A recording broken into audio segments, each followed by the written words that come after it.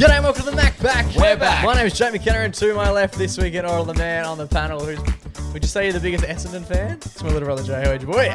The biggest Essendon fan. It would be a close one between us, I reckon. And to my right, coming in at 6'1", as he does each and every week, it's the baby brother of the pack. Who we call Junior Boy. Junior Boy, how are you? I think we can all agree we're the biggest Dyson Heppell fans. Yeah, absolutely, indeed. We're incredibly excited. He's a jewel, everyday hero. One of the very few. And he's someone we've wanted to get on the podcast for a very long time. We made a bit of a plan to do it this year, and we've fucking knocked it off the bucket list only in March. It's very exciting indeed. We are speaking of the 253-game superstar from the Essendon Football Club. He captained the club during a pretty tumultuous time, and we've been a huge fan of the stuff that he's done on the field, but more so off the field over the last decade or so.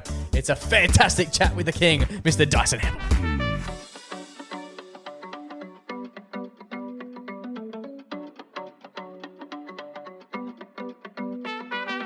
Boys. Flamingos. How are we all? Are we all well? We're bloody pumped for today's episode, Jakey and Joey. Yes, it's Monday. It's the public holiday. But even more than that, we've got a big guest on today. We do indeed. Excited would be a complete understatement.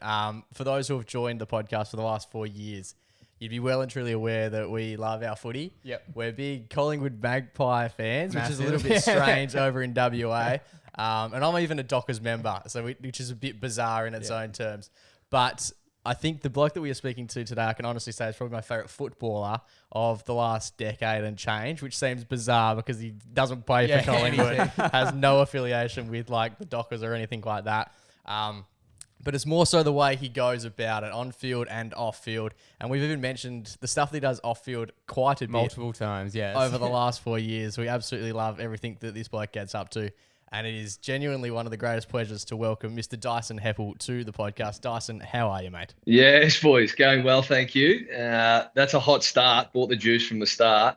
And I was a big fans prior to hearing your Collingwood fans, lad. So this is a bit rogue, but do appreciate the comments. That's very kind of you, boys. Nice to be on.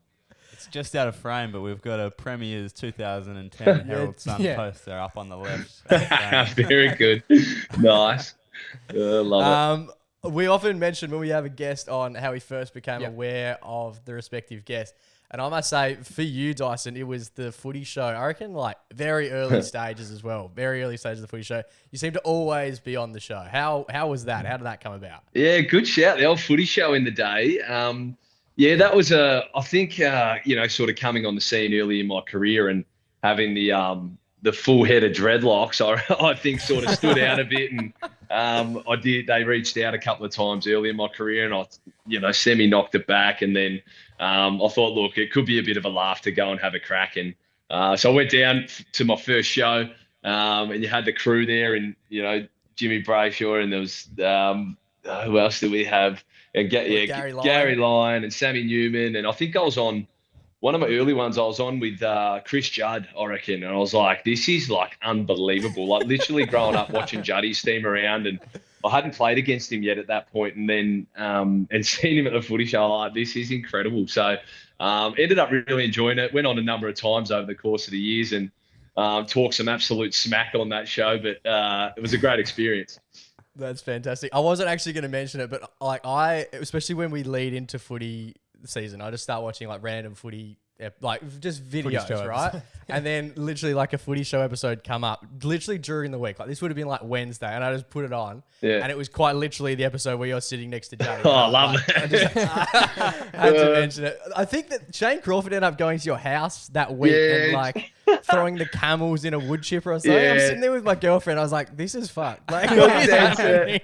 No, some rogue shit happened. Like, it's funny you mentioned, like, you sort of forget about these things, and then you go back. Like, we had some funny times like that, and I had our dog. We got a puppy, Ziggy, at the time, our golden retriever, and we had even had her on the show, and got Sammy Newman cuddling Ziggy, and I'm trying to make her sit on live tally, going, "This is pretty crook." But it just had a ball with it actually over the years. It was great.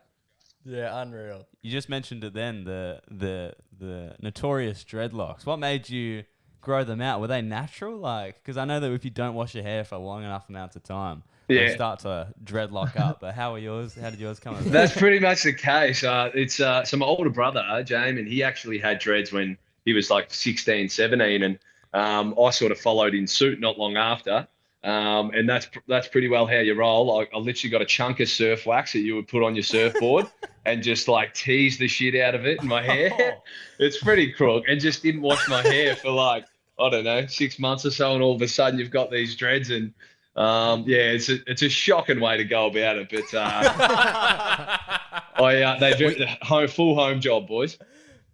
Were you ever worried about getting tackled and then being involved? Yeah, I was actually managed to get away scot-free from that actually, but they did get in your eyes a fair bit, and I noticed like it just became habit. Every time the ball had gone going for a mark, I'd flick my hair with my hand like on the way up, and then I noticed when I actually got rid of them, I was doing the same thing. And I was like, get rid of that. That's shocking.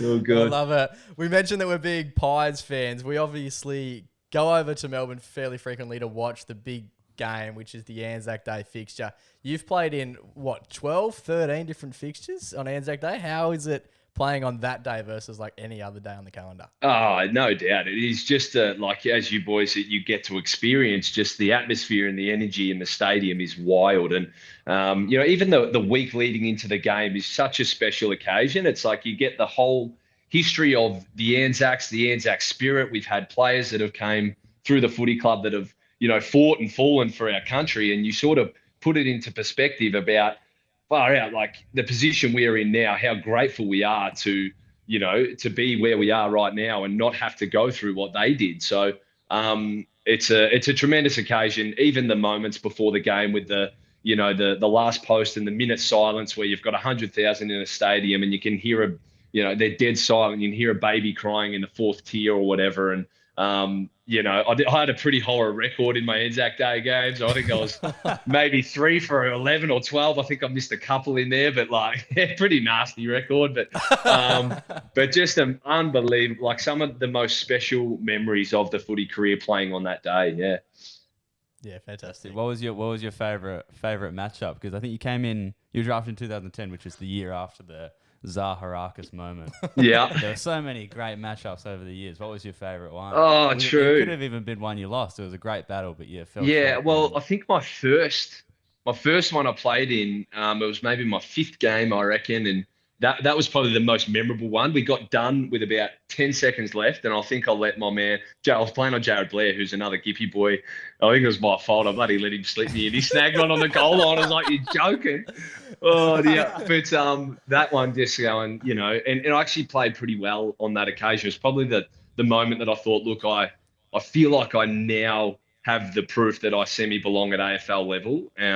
Playing on a big occasion, finals-like atmosphere against a good team. That sort of was the moment that I thought, yeah, all right, I'm going to give this thing a bloody good nudge over the rest of this year and see what happens. So, yeah.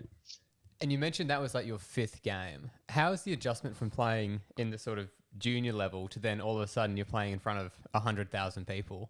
No, it's a great call. It's like, I remember coming into just the air of excitement coming into the preseason after you get drafted, and then all of a sudden you get to realise the enormity of the AFL environment and the Essendon Footy Club. And we have such a loyal fan base, and the excitement of playing in my first preseason game, and we probably had 20,000 rock up to a preseason game, and you're like, man, this is nuts. And I do recall coming off my first I think it was the NAB Cup series back in the day. Yeah. Coming off my first hit out with that, and it was like a feeling of I just craved it again and again. It was like unbelievable, the atmosphere within the stadium. And then, as you say, I rolled out to round 1 against the Bulldogs. I think that was, we played at Telstra Dome in the day, which is now Marvel. And, you're in front of 40 or 50,000 there, which was incredible. And then the next 4 weeks was a big one up in Sydney, into Carlton, another 90,000. And then by round 5, you're playing in front of 100,000 people. And it was just like, this is just nuts, like crazy environment to just get, I guess, thrust upon early at 18 years old. But just an amazing experience from the outset of my career.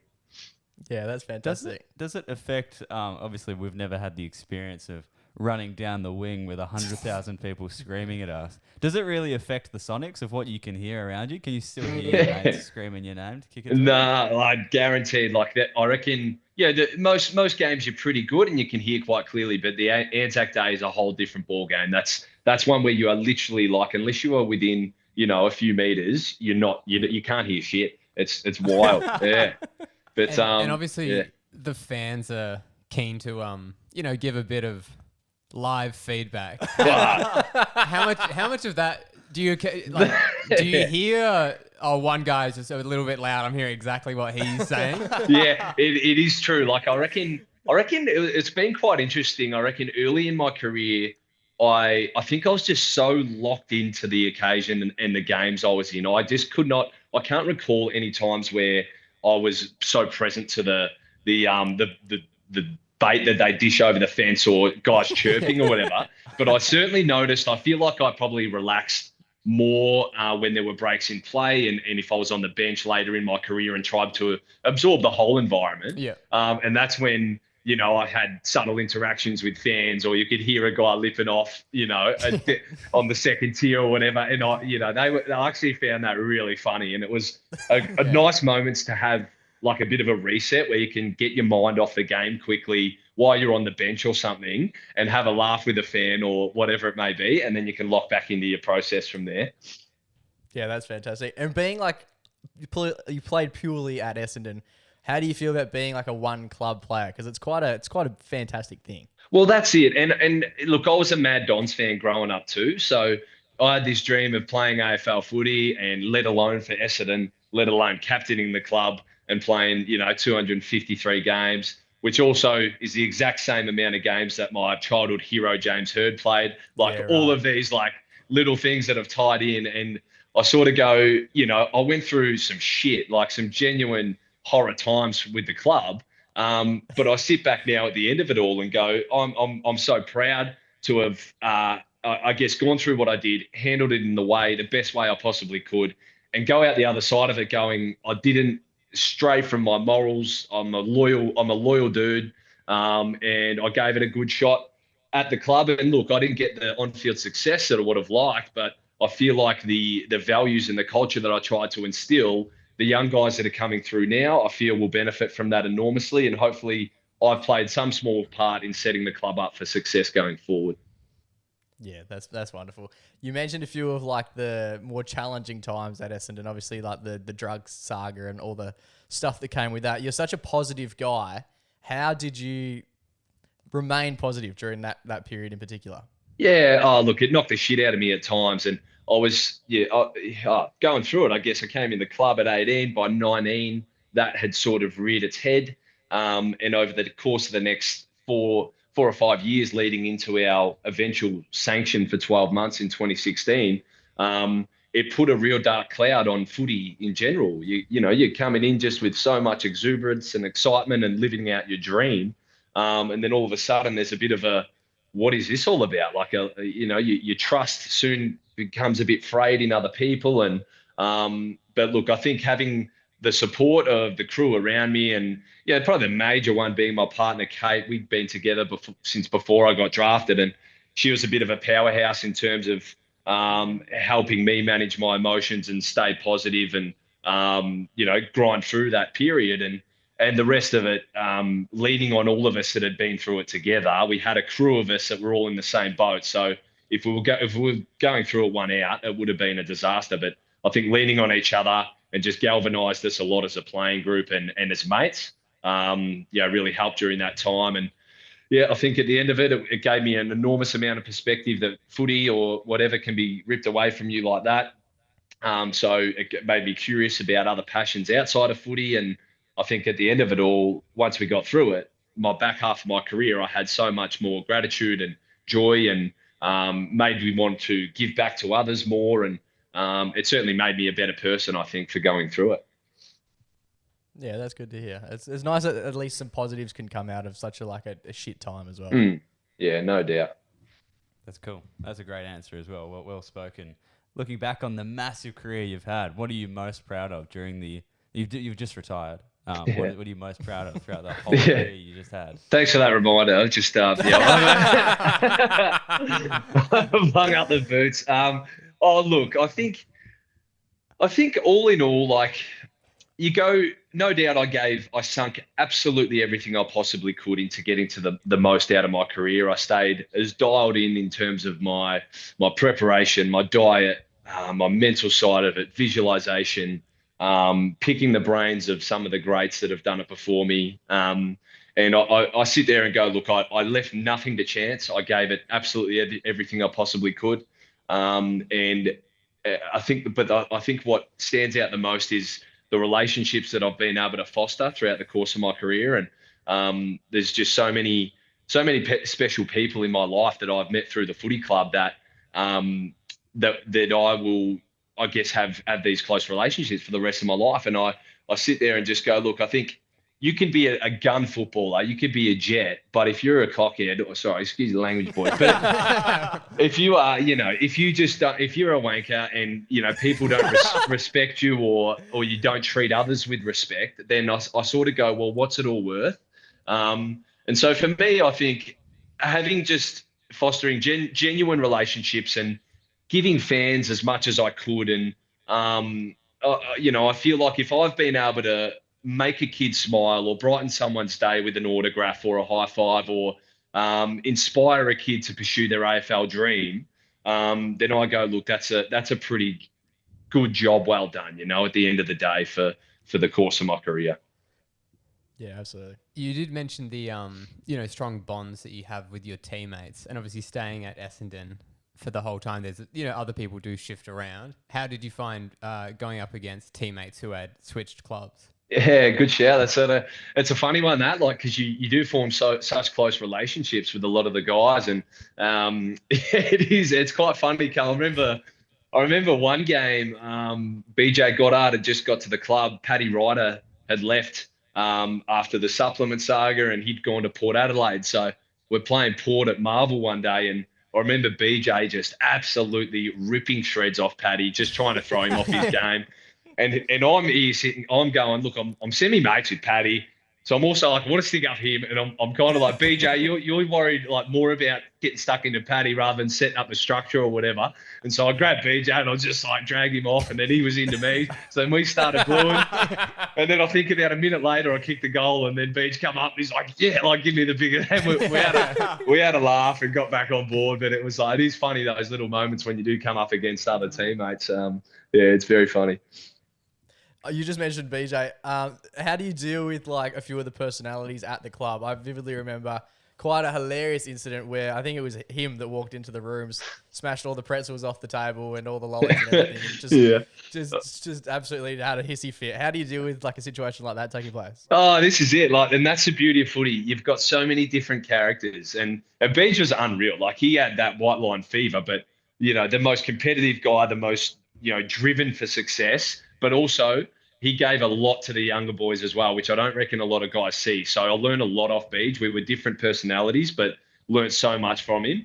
And that's it. It's like, I think that once I got into the captaincy and leadership positions, it was finding the growth and the art in terms of handling those different personalities and leaning on others to help in that regard as well. So, look, I love that part of it. So many different characters, and some you just genuinely don't get along with, but it's like some that are just hilarious too over the course of the career. So that is a beauty of footy, I think, and team sport in general. Yeah, all the personalities really make the club what it is. No doubt. And with the captaincy, how much did that change the way sort of your week looked in terms of getting prepared for the games, and also, like, I guess as a fan, you don't really see a lot of the stuff that the captain's doing sort of behind the scenes. You just say, all right, they've gone with heads today. On that, I had the worst run ever at the coin toss. Like, I just could not win a coin toss. Boys would rip me, like literally rip me every week when I walk back and they see the other skipper point. I'm going, you've got to be joking. But anyway, Would sorry, you go second on. guess yourself and be like, I was going to go head, so I'll go tail. Exactly. I had no plan. I should have just stuck that with heads like every week, but I just kept chopping and changing. Nasty. Sorry, continue that one. The captaincy, yes. Yeah, so how does it change? So obviously if you're just a player, you Yeah. just Yeah. train, get ready for the game. What extra stuff is the captain doing that us as fans might not be aware of? Yeah, it's a good call. So look, I think every club obviously does it differently, and we've done it differently over the course of my career. But when I took over the reins in 2017, being at Essendon, we've got such a big supporter base. We've got a lot of coterie groups as well that sort of want to have their input and say as well. So look, I was probably, when I took the role, I just said yes to everything. So I spread myself pretty thin. I was going to, I was doing lots of media, all the radio interviews. I'd do press conferences. And on top of that, I was on Zoom chats with, the Essendonians and coterie groups that sort of want to hear what you have to say about the inner sanctum of the footy club. And I was very willing and quite enjoyed some of those aspects. But it kind of got to a point where whenever it detracted from performance, that's when it was that gritty scenario of going, look, I just have to say no, I have to delegate, put other people up. And I learned that over time, that it's okay to say no, and really just make sure that I'm taking care of my preparation performance before anything else. So it took me a while to adjust to it all, but in terms of being a skipper, there are those extra demands. And on top of, making sure your teammates are in a good space to get the best out of themselves. So just, I guess, being my natural personality as well, I'd sort of make sure I'm checking in with the boys quite regularly. You've got, young guys that want to catch up for coffees and pick your brain and all that kind of stuff, which I absolutely love too. So there's sort of a fair few different elements to being the captain or a leader at the club, but all part of the gig. And it does take time to learn to make sure you've got a network of support around you within the playing group to handle the demands of everything else that comes with it. You were made captain just after the drug saga had all taken place. Was that firstly, was it difficult? And secondly, were you chosen because you're just impossible to hate? The media, they just put you forward and were like, well, they won't go too hard at you because you're too nice a guy. Yeah, dead set. Oh man, and look, taking over the role, it's something that, I never really even thought about it. I'd probably been naturally in leadership positions as a young fella growing up and captained a number of junior teams. And then I just had a genuine passion in getting the most out of myself and others around me. So I, taking over the role from Joe, big boots to fill, learnt so much off him and genuinely would have annoyed the shit out of him early days, just catching up for that many coffees and whatnot to learn from him. But I got so much out of the way he went about it and genuinely dragged us through the period of the saga. But I was in a space when I did come back to the club in 2017. I was full of energy, full of excitement just to be back.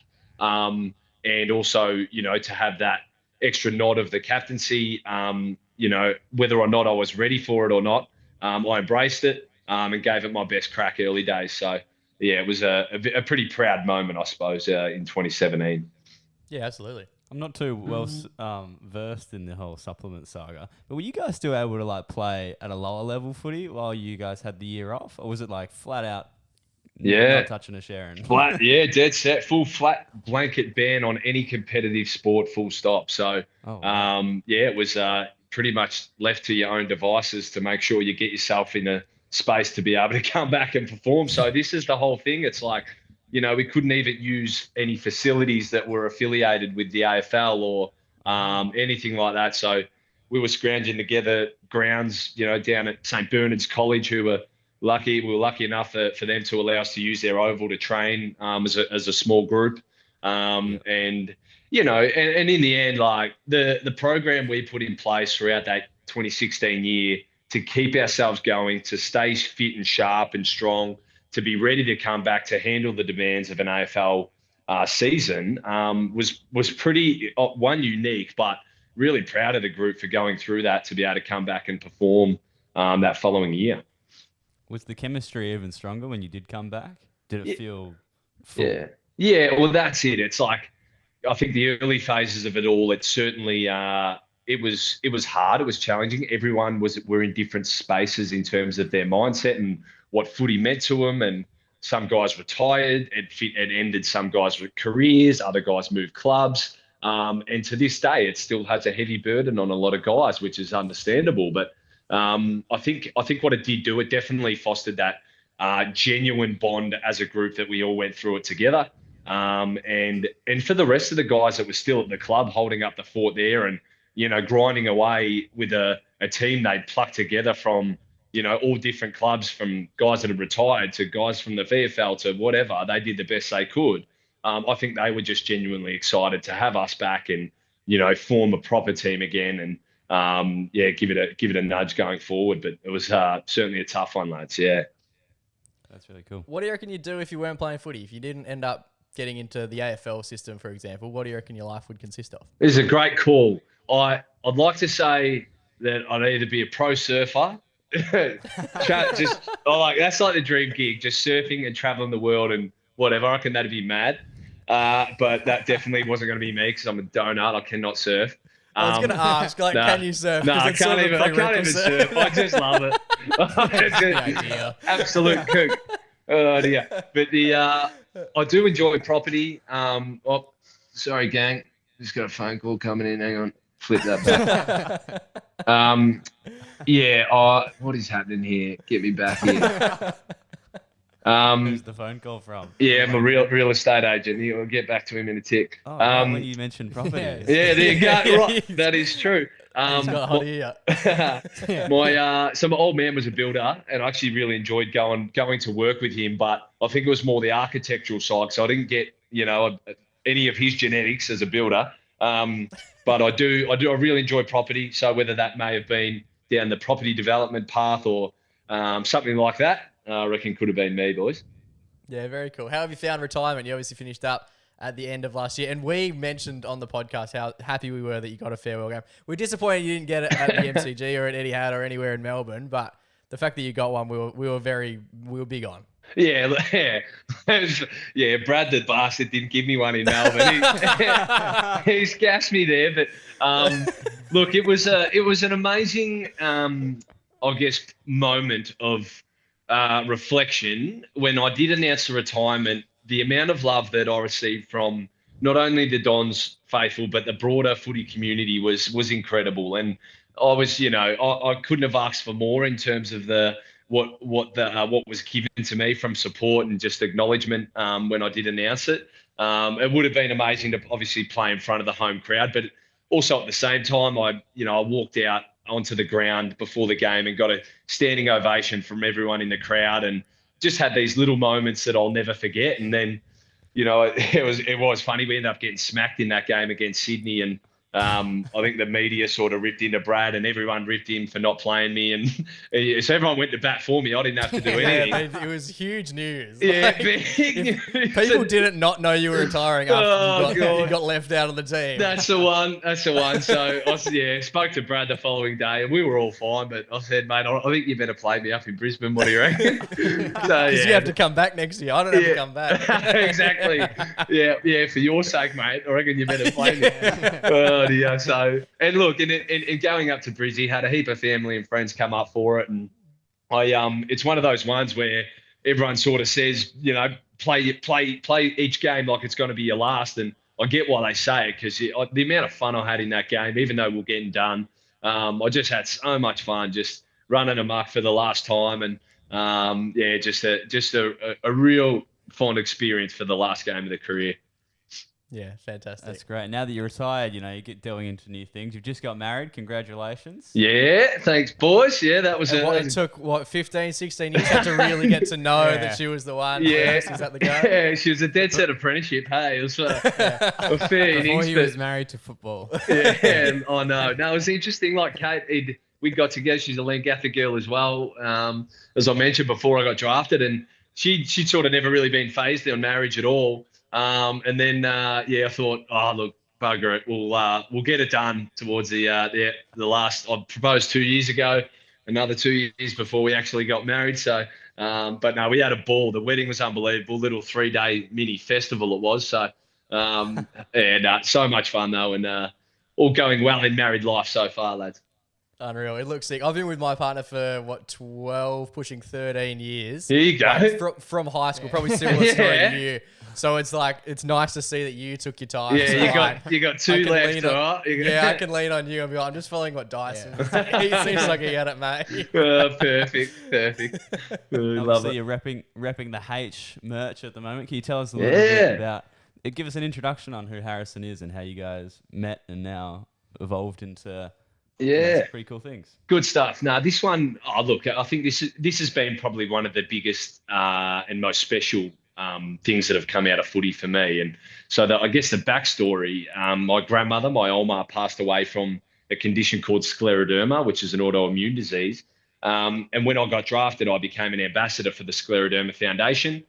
There wasn't much known about it. There'd been small amounts of research pumped into helping find a cure, but I wanted to try and help as much as I could to put a platform to it. And through the foundation, they introduced me to little Harrison Pennicott, known as H-Man. He was 5 years old at the time, mad little Dons fan.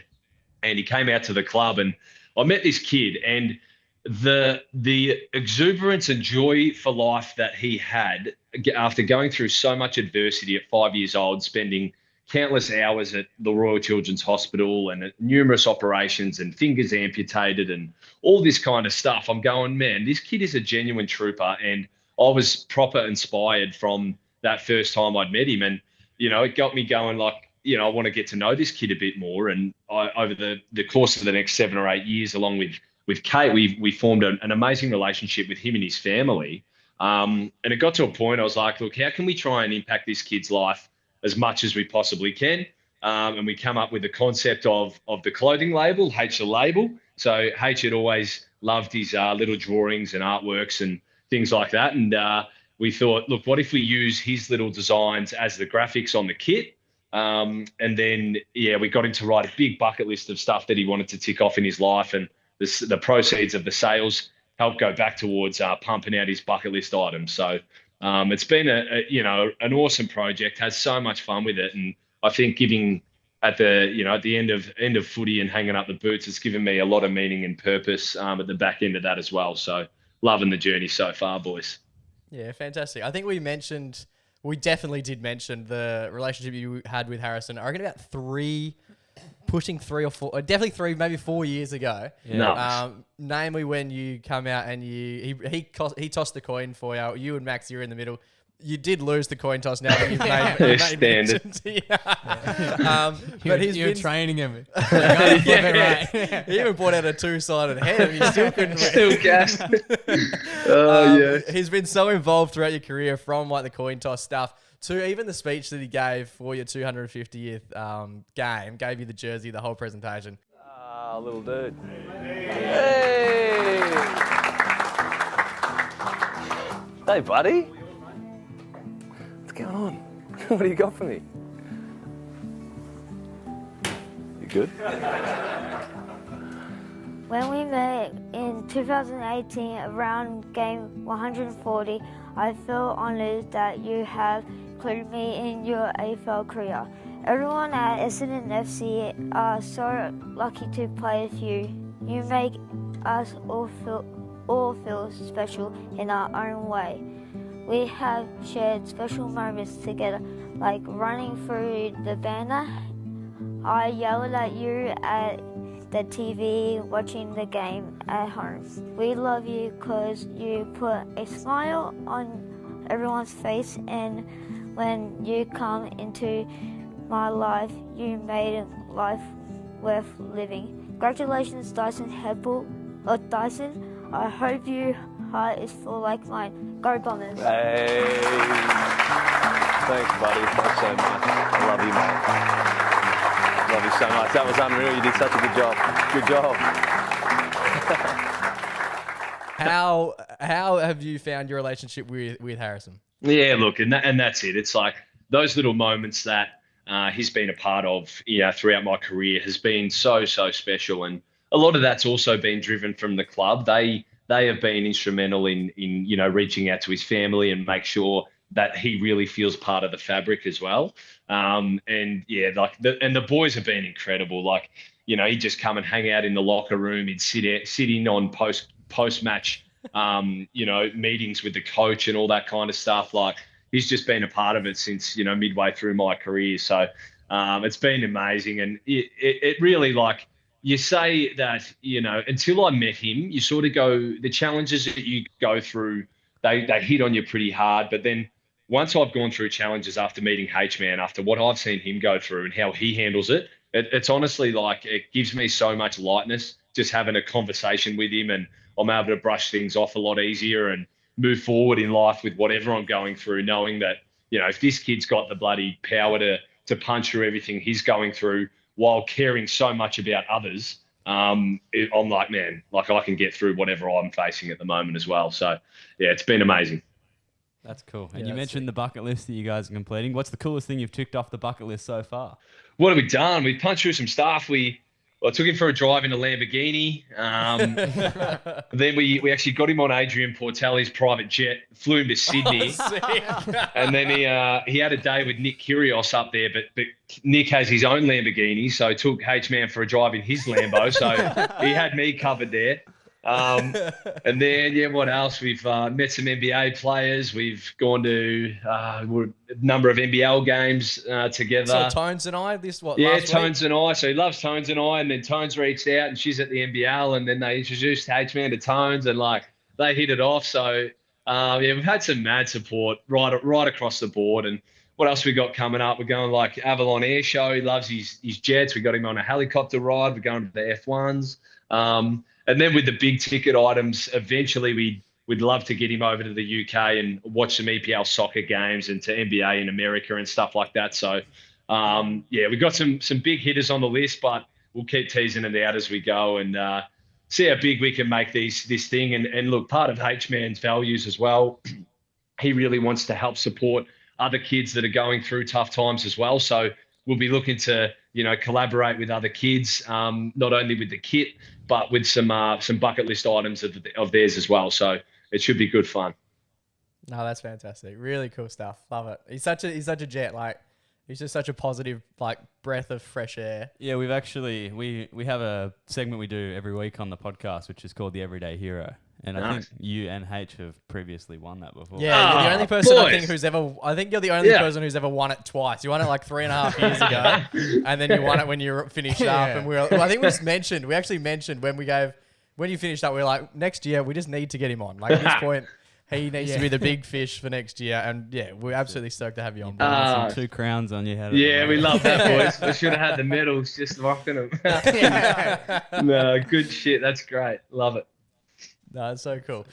So with like the big ticket items with Harrison's bucket list, what is something that you're most excited to knock off with him? Is there something on the list that you're like, shit, we should definitely do this? Harrison, this would be great. I feel like I'm tailoring this to what I want to do, because these are the things too. Like, he's sport obsessed, he loves it, and so yeah, it's things like that. I reckon if we can eventually get into America and go and actually tour some NBA clubs and potentially meet some of his heroes, which are my heroes as well, just on the side, would be incredible. Just moments like that would be cool. But look, even like even our funnest times, though, are literally just hanging out. Like, you know, these big bucket list items are incredible, but just chewing the fat with him and kicking a soccer ball around the park or whatever, you know, some of the funnest moments too. So yeah, love it all, boys. Nah, it's fantastic. And obviously, like, everyone listening, go to the website, pick up some Haytch stuff. It's absolutely fantastic stuff. It's so cool. You, yourself, and even Kate is well and truly on board. She seems to be loving her time repping the stuff as well. It's sick. Yeah, no doubt. Like, Kate's the backbone of this thing. Like, she's the savvy business brain. So she's holding up the fort in the background and probably doesn't get the acknowledgement that she deserves. So mad shout to KT for keeping this thing running. So that's been great. And look, the support we've had around, like, I'm actually sitting in the offices of a company called Saucy, who are based here in Melbourne in Cremorne, and they've helped piece this vision together. So we came to them with the idea, and they've sourced, literally called Saucy, they've sourced all the the best factories around the world for us to help get the garments made and help bring this whole piece together. So mad shout to Saucy for helping us with this as well. What's your favorite piece that you guys have done? Oh, favorite piece. Actually, what are we running here? Probably the heli tee was pretty sick. This one. This was off the back of all the proceeds went to his helicopter ride that we did with this one. He's got a little helicopter, and part of it being like a holiday type thing. Got a big palm tree, little slogans. Haytch does all the designs, hey? Yeah, so they're all his little designs, and we help. So he does the drawings. We then come in with the crew at Saucy here. They digitize them, and then we just sort of work with Haytch man to piece it in a different spots that'll make it look sick, and away we go. So he's done some cool stuff, and we're sort of planning out the range for the next sort of 6-8 months as well, and so we've got some pretty mad stuff coming. So good fun. Fantastic, very excited. You won't want to pump your own tires, but we've mentioned your hair earlier, and we've mentioned the scleroderma like awareness cause and everything to do with that. You cut your hair made like 30 grand and donated it to the Scleroderma Foundation, which is just a massive thing. What sort of went into the planning behind all of that? Well, this was with the hair. Actually, the hair was a different one. So we when the bushfires actually ripped through South Gippsland down here. So this is early 2020. Back from area where I grew up, there were bushfires that had ripped through some towns that were devastating at the time, and as part of that, I was about due to get rid of the salad, so I'd come up with it was pretty much Kate's idea. She's like, "Why don't you shave the head as a fundraiser?" And so to go towards the bushfire appeal, so you shaved the locks early 2020, and man, I think I set a target of 50 grand, I think it was, with the club, and we ended up raising 320K. For the bushfires, just for shaving off these dirty dreadlocks. So, the support was incredible in that regard. And then then I actually was cleaning out the house not long ago, and I literally found a bag of dreadlocks. So someone had swept them up and bagged them up, and I kept them, which is so crook. But and then the other one was I ended up growing my beard out, and that was a fundraiser for scleroderma, which I think we raised about 30 odd grand there, where Haytch man actually shaved my beard out at his school a couple of years ago. So there you go. Oh, that's sick. Yeah, good fun. And how is your hair health now? Hair health's going all right. Healthy, it looks great. It's very healthy, but at the same time, I might have gassed myself because I am starting to recede. Like if I sweep these bits, I'm not sure if the surf wax might have cost me a couple of years of keeping my hair, but yeah. Oh dear. Anyway, it's hanging in there. I never would have imagined it looking like this good and like this nice. Thanks, brother. The nicest way possible, you know. I'll take I can't that. picture you without the dreadlocks. Is it convincing you to give dreadlocks a try, right? That might have to happen. Yeah, true that. Oh, classic. We are just about finished up, but you played with under some fantastic people. You would have met some fantastic people over your journey. Is there any pieces of advice that you have picked up along the way that you consider like the best pieces of advice you've ever had? Oh wow, best bits of advice. It's a tough one. You sort of like even from coaches. Like I've had. It's not a great strike rate. I think I've had 6 coaches over the course of my career, so one every couple of years. And you learn so much from each of them, form great relationships with a lot of them. But I think for mine, not so much advice, but what I did see and what I felt resonated the most with me were the guys or the coaches or the leaders that had that great ability to foster really strong relationships, but also be able to have serious conversations and just be willing to be vulnerable and open themselves up and have a deeper chat and just get to know each other on a personal level. So, from a footy sense, you would have, I feel like, a greater understanding of each other. You felt like you wanted to play for them. But even more so off field, you were just there for them, whether that be a teammate or a coach or even just a mate in general. I think that's been a big piece of mine, is the crew that I've met that have been willing to be so open and vulnerable with where they're at and what they're feeling, what they've been through. Has sort of made a real impact in terms of the way I go about things. So, yeah, it's been good. You've mentioned like the gratitude, visualization, and joy as things that have sort of helped you through your career. Are there any other things that are not, I guess, the traditional, like what a footballer would do, that you've sort of got the most benefit out of? Yeah, great call. I think a big one for me. I got into meditation early in my career, and really enjoyed my own sort of practice of a morning.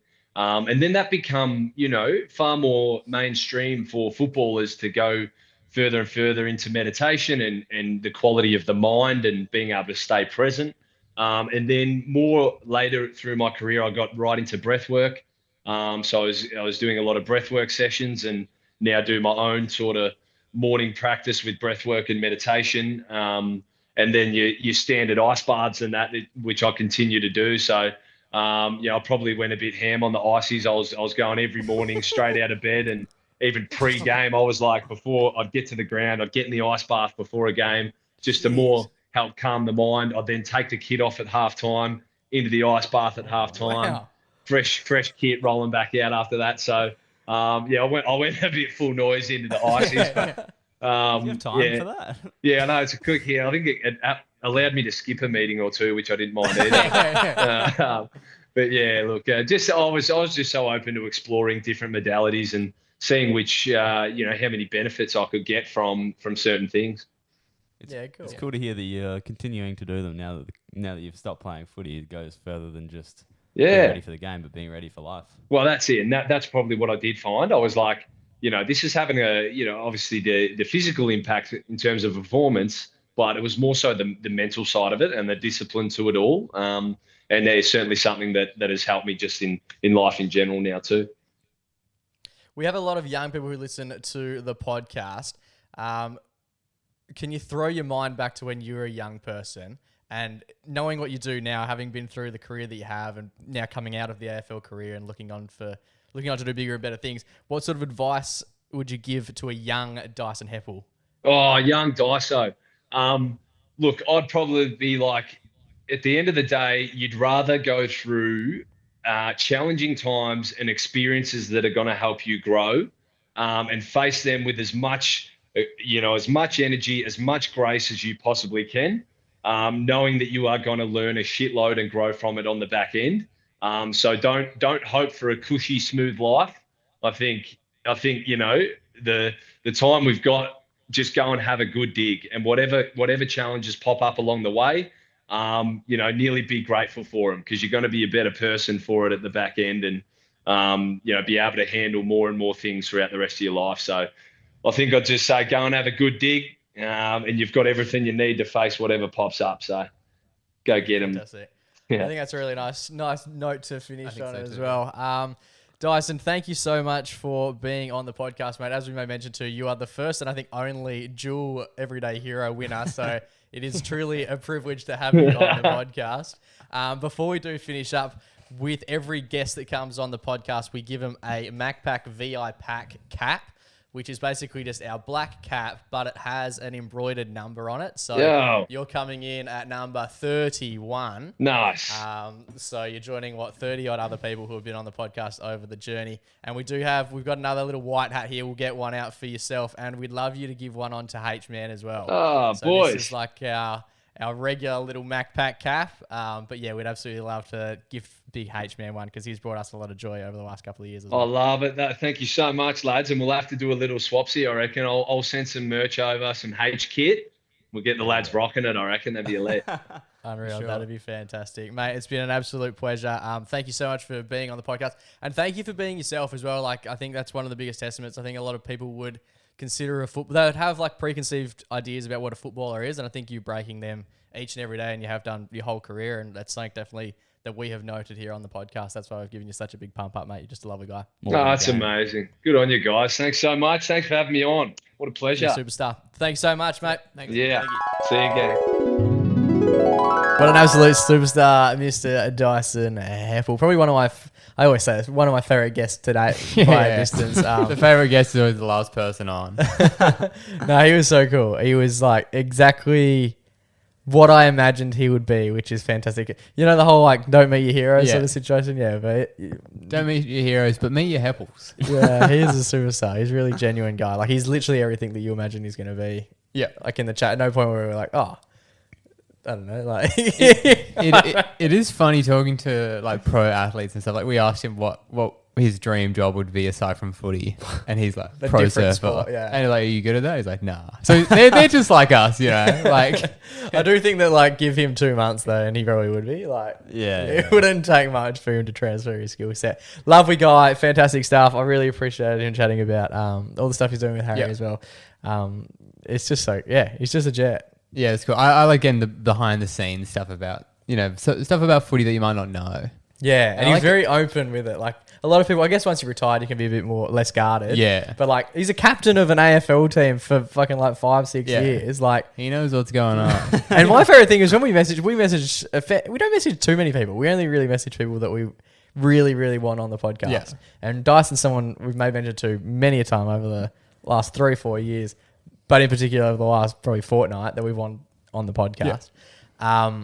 He got back to my message within 13 minutes. Because he's a fan. to the point where like I was unaware that I'd even sort of sent the message. That's good. He got back to me You're in a that quickly. fugue state. Yeah, wow. No, he's an absolute that's jet. great, yeah. I love him so much. He's genuinely like my favorite footballer. I think he would be my favorite footballer even if he played 0 games. Like, He's my favorite guy. but around football. because of the stuff that he does off field and just the general. I mentioned this, but like the general person that he is largely why I find him quite aspirational. Yeah.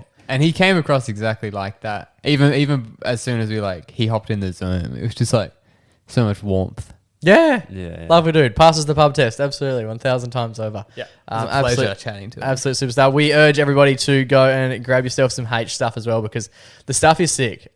It's really cool. And you got to be quick with it because I looked at it initially like months and months and months ago. Yeah. They do collection pieces, and then once the collection's gone, the collection's fucking gone. And as somebody who likes to... I take a long time to make decisions. Not great when the collection expires before I get to make that decision. That is how they get you. They've got you right where they want you. But yeah, the stuff is fantastic. It's for a great cause. Yeah, and Harrison's a jet. Like, just a breath of fresh air. He brings he's 12, and he brings such like a wealth of a wisdom. Yeah, the wisest 12-year-old in the world. There's that. We hope you enjoyed our chat with Dyson half as much as we did.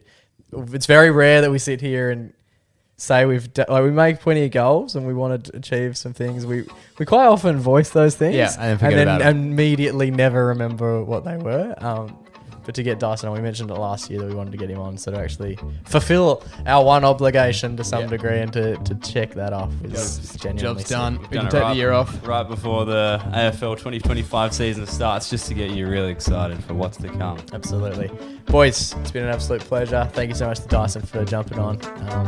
Until we do this time next week, stay safe, stay blessed, and always remember to Go give your mum a hug. ciao for now, but not forever.